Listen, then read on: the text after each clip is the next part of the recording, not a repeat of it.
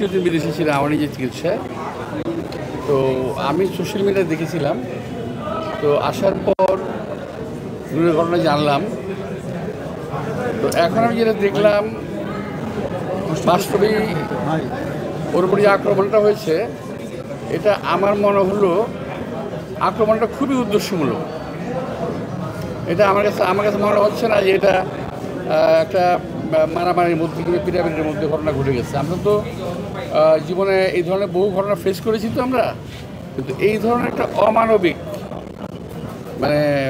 আঘাত ওর আমার মনে হয় গলার উপরের মাথার যে অংশটা, এটা বোধ হয় ভিতরে কী অবস্থায় আল্লাহই বলতে পারে। আমি দেখলাম যে যেটা রক্তপাত দেখানো হচ্ছে মাঝে মাঝে নাক দিয়ে। তো অবস্থাটা খুব একটা ভালো আমার মনে হচ্ছে না। তো আমি আশা করব যে এই ঘটনার একটা সুষ্ঠু তদন্ত হওয়া উচিত, এবং যদি উদ্দেশ্যমূলক হয়ে থাকে, কী উদ্দেশ্যে তারা কারা কেন করলো সেটা বের করা দরকার, এবং তার একটা বিচার একটা হওয়া দরকার যদি উদ্দেশ্যমূলক হয়ে থাকে। তবে মারের যে ধরন, যে প্রকৃতি দেখলাম, এটা আমার মনে হয় না যে এটা খামাখাই হয়ে গেছে, এটা একেবারেই উদ্দেশ্যমূলক ছিল। যাই হোক, যেটা হয়েছে এখন আমরা কিছু করতে পারবো না।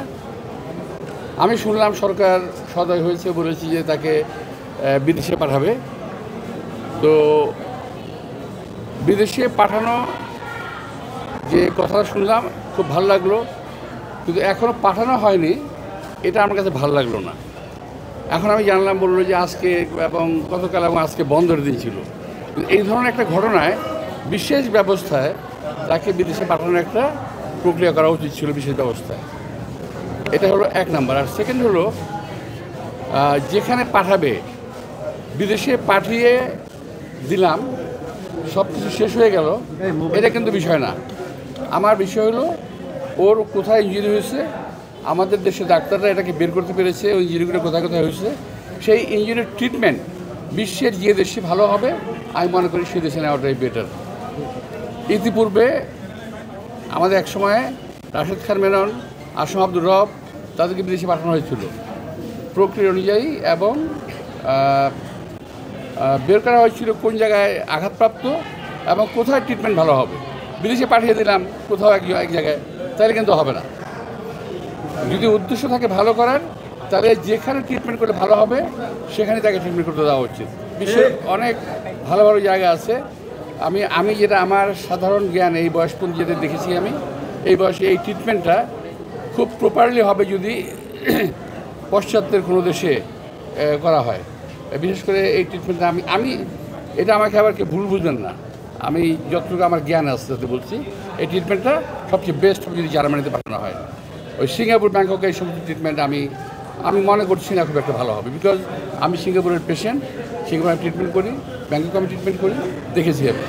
তো যাই হোক, সরকার ভালো বুঝবে। আমি এটা আমার অ্যাডভাইস করলাম যে সরকার এটা ভালো বুঝবে, এবং যেটাই করুক তাড়াতাড়ি করা উচিত। দিন যাবে, ক্ষতি হবে। ওই যে পরিমাণ অ্যান্টিবায়োটিক পাচ্ছে এখন, এই অ্যান্টিবায়োটিক তার শরীরে বেশি দিন নিতে পারবে না।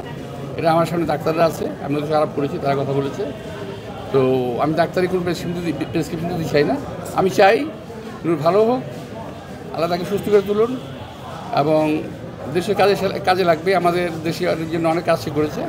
তো ও আবার আমাদের মাঝে সুন্দরভাবে ফিরত আসুক।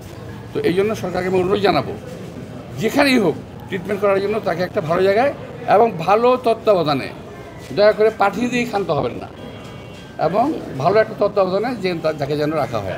সবাইকে ধন্যবাদ।